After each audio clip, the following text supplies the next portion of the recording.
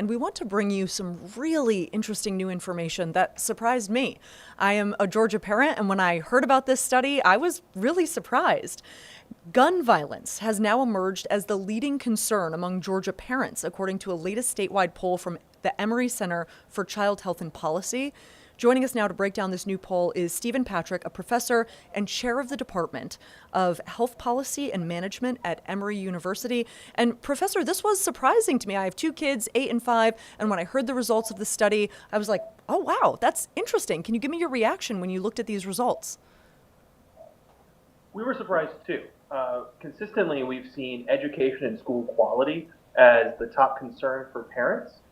What we saw this year, and we polled Georgia parents, so this is representative of Georgia parents. We use census data to make sure it actually represents Georgia parents.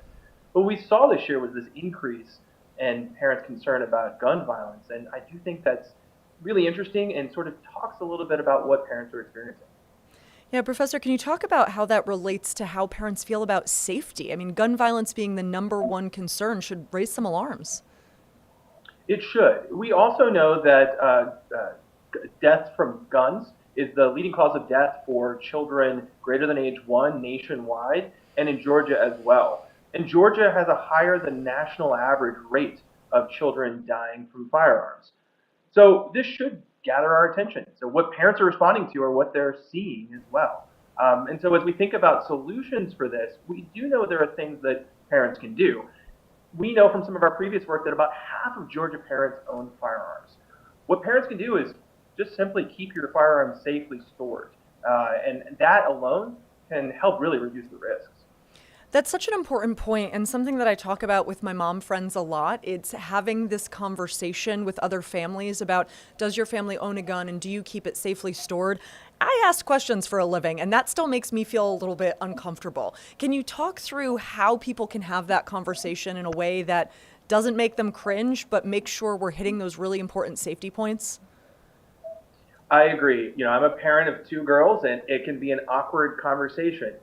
But we do know, again, like when your child goes to a play date or goes to someone else's house, there's a 50% chance someone has a firearm in that house. And so the way I recommend it and the way I have conversations with my kids, just, hey, I ask everyone this question. Do you happen to have a firearm in your house? No problems with that. But is it safely stored? That feels awkward, but we know it's important. Where most kids die from firearms or when firearms are not safely stored at homes. So that's where toddlers get access to firearms. It's for where adolescents can get access to firearms too. So it's a really critically important thing to do, even though it can feel a little awkward as a parent. Yeah, you got to push through that, especially on an issue as important as gun safety. Now, education and school quality dropped as a top concern. Do you think parents are feeling less worried about schools or just more worried about safety? It's a great question. So we do know from last year to this year, we see a drop in parents rating that in their top three concerns. But notably, it's still about a third of parents. So we see three things really grouped together this year: education and school quality, gun violence and social media, and experiences on social media.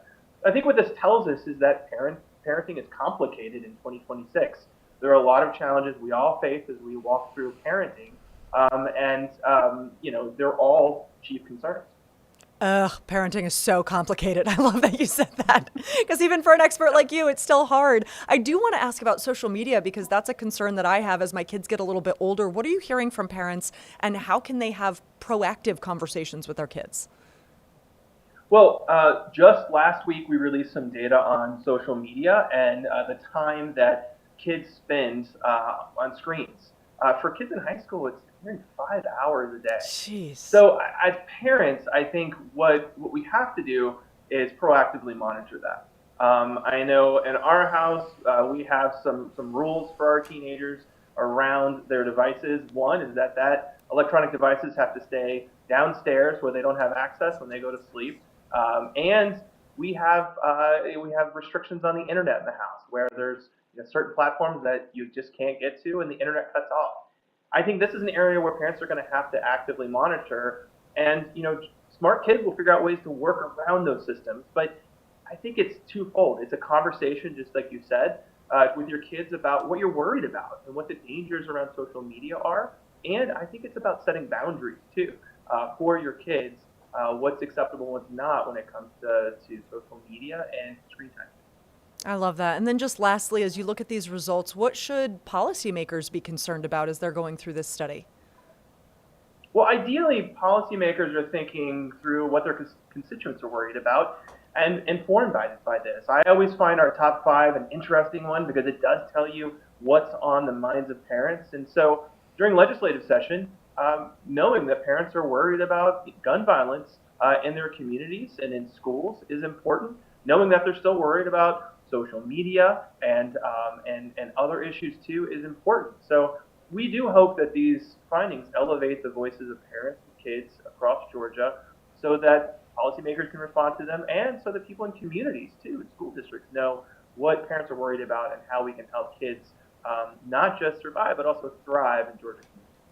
Such important information and really interesting. Really appreciate your time, Professor. Thank you so much. Good to be here.